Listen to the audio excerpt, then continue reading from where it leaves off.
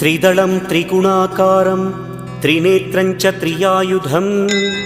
त्रिजन्मपापसंहारम् एकबिल्वं शिवार्पणम्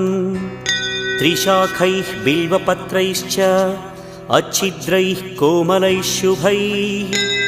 तव पूजां करिष्यामि एकबिल्वं शिवार्पणम् कोटिकन्या महादानं तिलपर्वतकोटयः काञ्चनं शैलदानेन एकबिल्वं शिवार्पणम् काशीक्षेत्रनिवासं च कालभैरवदर्शनं प्रयागे माधवं दृष्ट्वा एकबिल्वं शिवार्पणम् इन्दुवारे व्रतं स्थित्वा निराहारो महेश्वर नक्तं हौष्यामि देवेश एकबिल्वं